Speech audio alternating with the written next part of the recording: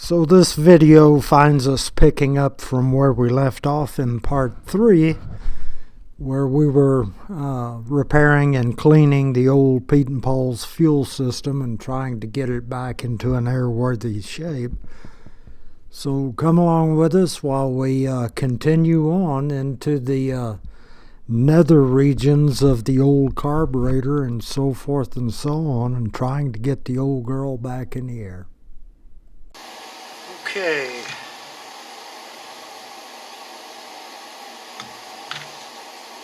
Just about ready to put the Toporinsky on there. Let me check everything one more time.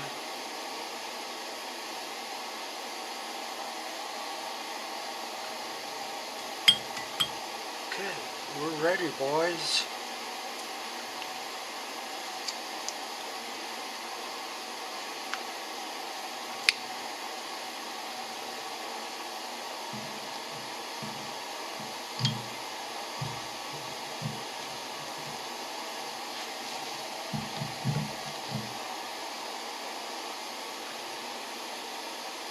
This can be a delicate little operation. Everything has to slide together just perfectly.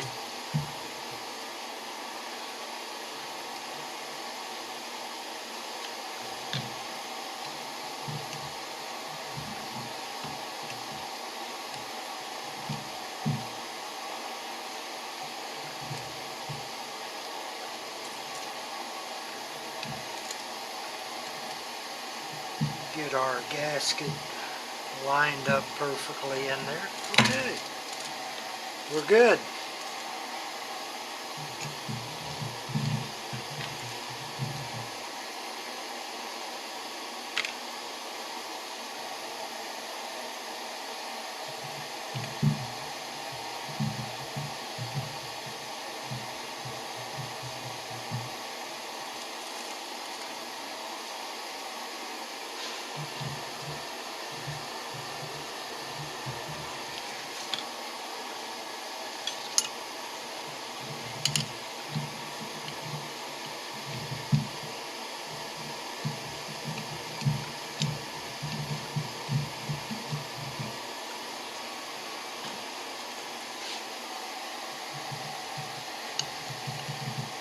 All of these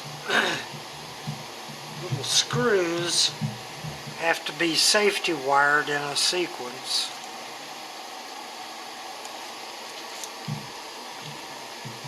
When you take one of these apart, you need to draw a diagram of how the safety wire went together.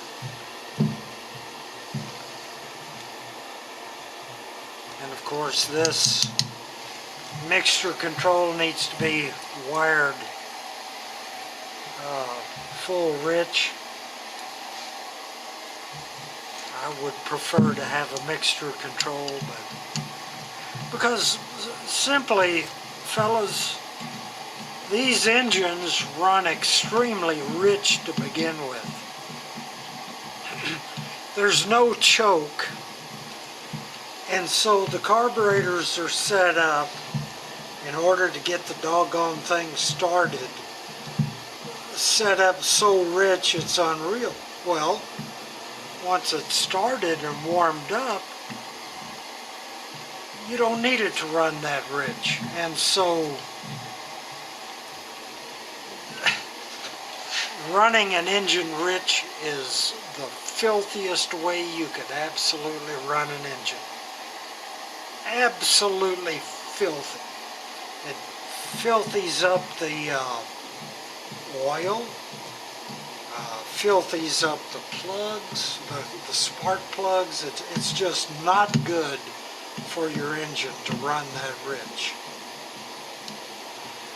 But for some reason, the people a lot smarter than me have decided that these Stromberg carburetors, these NAS 3A1s, need to be run with the mixture control safety wired in the rich position. guess I need to do some research on that and find out exactly why that is.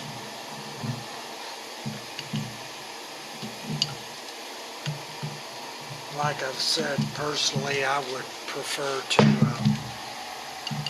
have a mixture control. And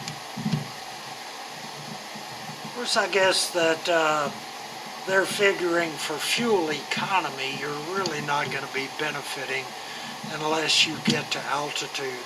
Like I was saying before I got so rudely interrupted by the air compressor. Personally, my preference would be to be able to lean the engine to get it to run cleaner. Because normally on a 65 you're not cruising at 8,000-10,000 feet. But if you can lean that engine out, the benefit would be cleaner spark plugs, cleaner oil, a cleaner engine internally all the way around. So, hope you don't think I'm just a gripeaholic, but tonight I'm feeling like griping. Okay, it's safety wire time. You've got to think about how you're going to safety wire this, because if this one tries to unscrew, you want it to tighten this particular one back up. If this one tried to unscrew, you want it to try to tighten this one back up. So we come around, we go from here to the top side here. I'm not going to show all of this on video because it gets pretty dadgum boring. Foot, come on, babe.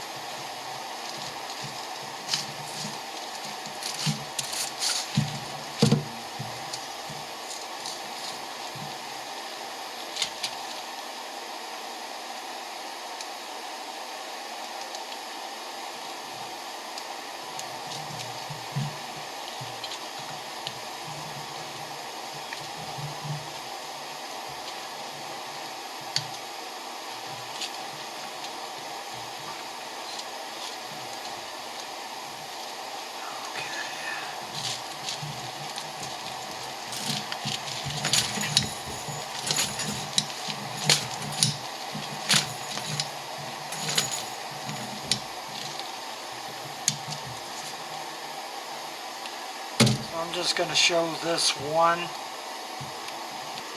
There are A&P mechanics out there that can make this look easy. Not me. I've got to stop and think about it every step of the way. And they make their safety wires look beautiful.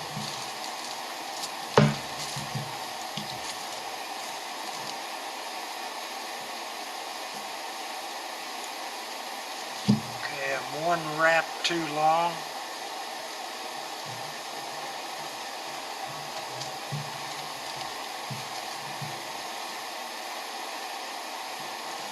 Alright, now this long booger goes in here.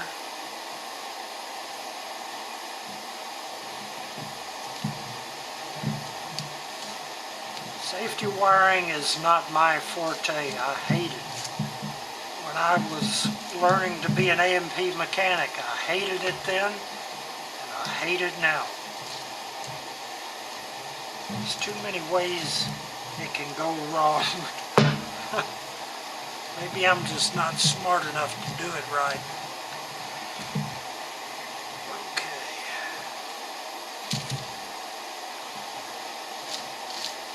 Now we've got to take this, we've got to run it down to this. So I'm going to put a few wraps in it right there. Tighten it up.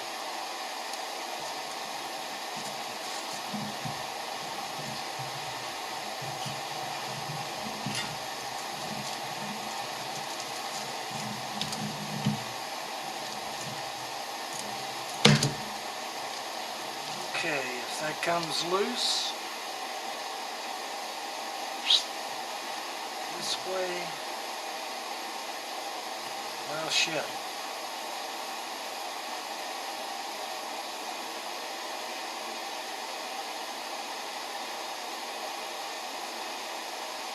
Yeah, we're right. See, it goofs with me. Okay, if this comes loose, it's going to tighten this one. If this one comes loose, it's going to try to tighten this one. So now we've got to figure out what the deal is down here. This one comes loose. Got to try to tighten that one. Well, Footerinsky. I need to get a new set of safety wire pliers. I had a good set, but I wore them out. And I bought these from Harbor Freight. You might as well throw them away. They're not worth the deadgum price of admission. You might as well throw them away. Don't do it. Don't get a Harbor Freight safety wire tool. It's not worth 2 cents.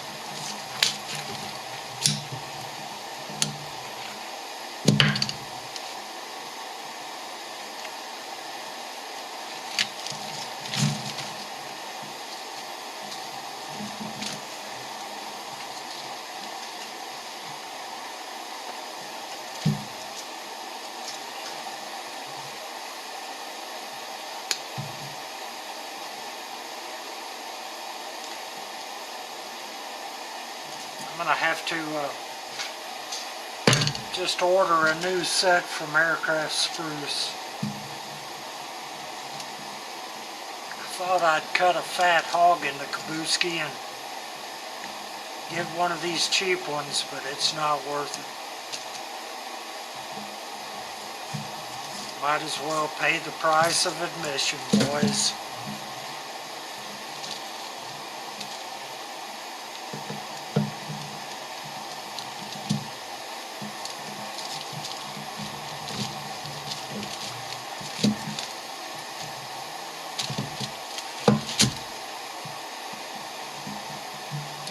Did I tell you that I hated safety wiring? Well, I do.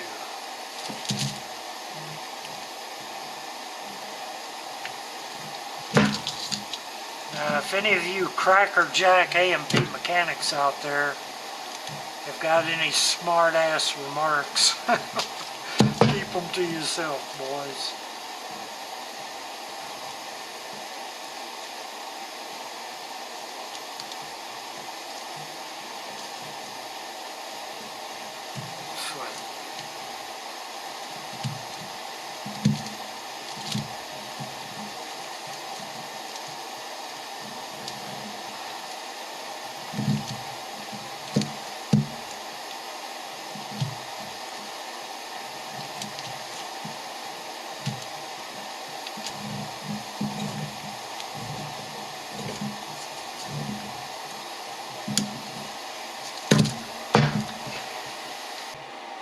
And we've got that one.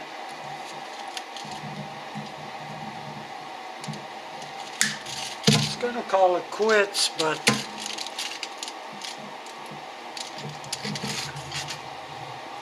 decided to do 1 or 2 more.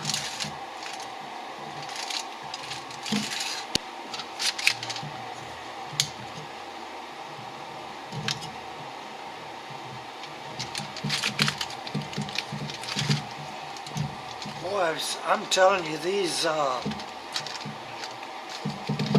Harbor Freight safety wire tools, not worth the money. Spend the money, go get something from Wag Arrow or Aircraft Spruce.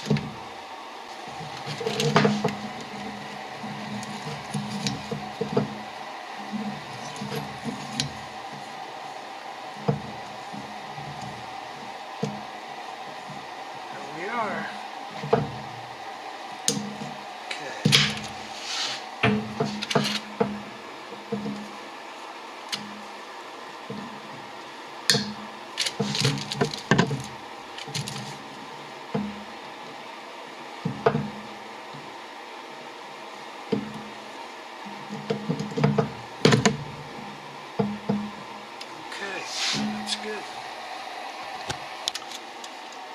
I can tell you, man, these Stromberg carburetors are a nightmare to safety wire.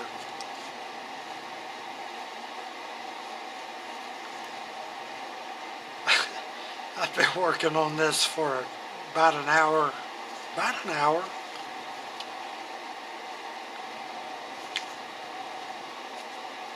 It's in there good.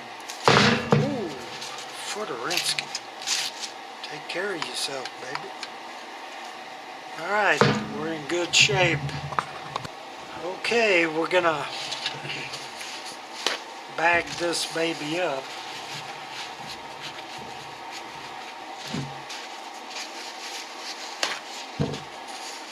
Get it ready for taking out to the airport and putting it on the old pietenpols.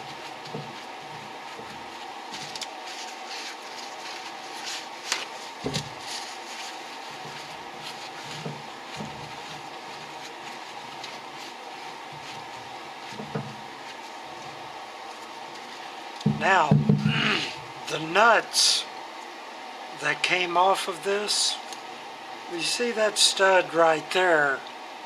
I don't know if you can see that or not. That stud does not have a drilled hole. That's the only one that doesn't. So, wait a minute.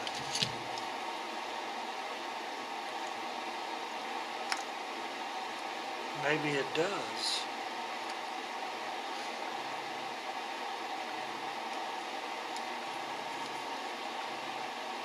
No, it doesn't. So, I'm going to have to get a fiber nut, a heat-resistant nut to go on there. These will be castellated, and it'll have a cotter key safetying that.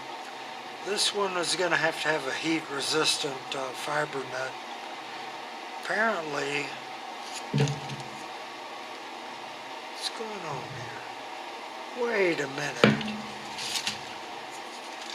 What's going on here? Look at this. It had a fiber nut on it when I pulled it off. Apparently, somebody at some time clipped the safety or the cotter pin, and then it looked like that maybe it didn't have a hole in it. When they went back to put the castellated nut on there, when in actuality it had the clipped off cotter pin in there.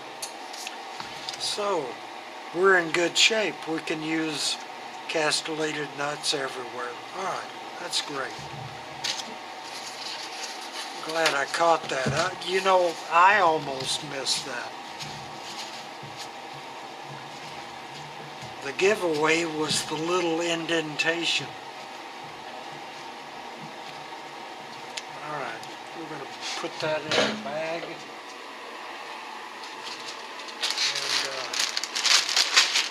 And we'll be in good shape here, boys. Get it out to the airport and put it on the old pietenpols. That carburetor was gummed up tighter than Dick's hatband. So that was part of the problem. Car gas. Fellas, let me tell you again, no car gas. I had a guy tell me one time on one of my videos, he said, "Hey man, teach, don't preach." But you know what? Sometimes you gotta preach. So I'll teach, but when I need to preach, I'm gonna preach. So there we go, fellas. That carburetor is in good shape now.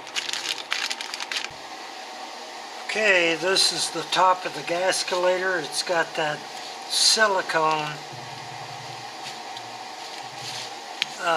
sealant that they use to seal around that firewall plate, that firewall access cover.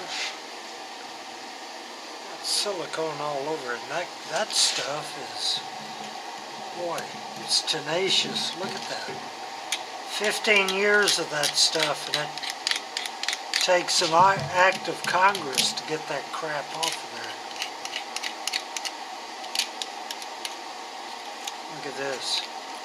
Look at that filth.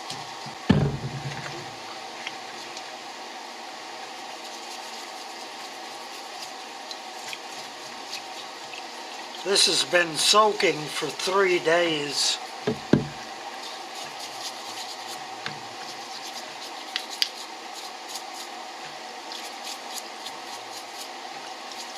Probably need to put a little Berryman's on there. That's pretty stout stuff. Oh my.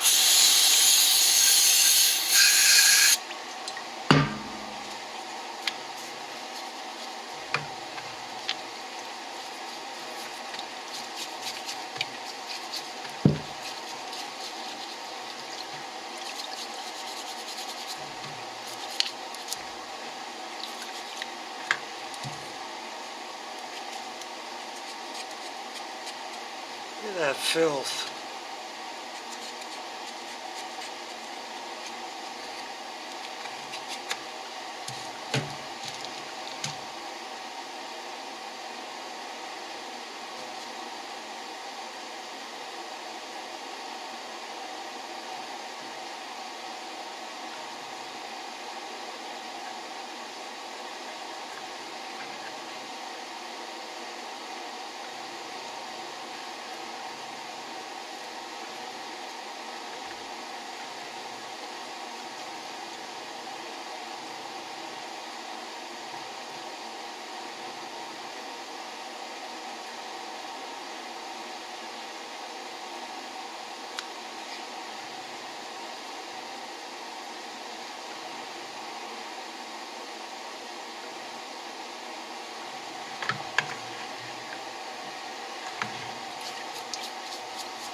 So anyway, we're going to continue on and clean that and then mount the gascolator to the access panel.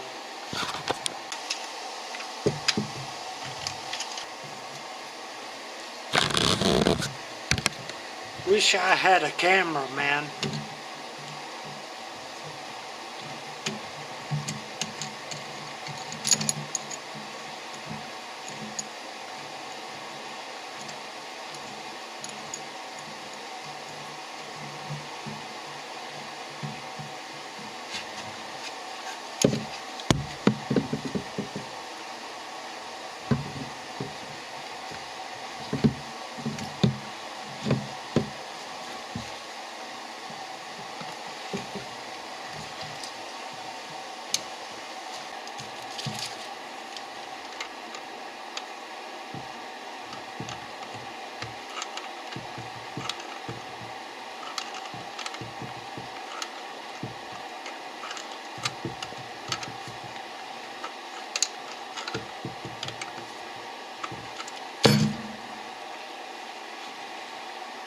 Okay, we're all set.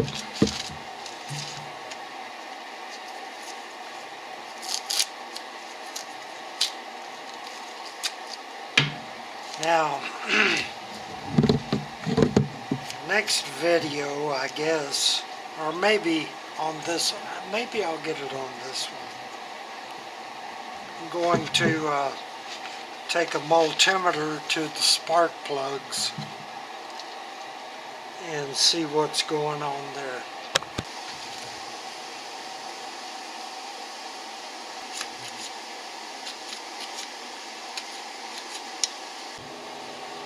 Okay, we've got this baby safety wired.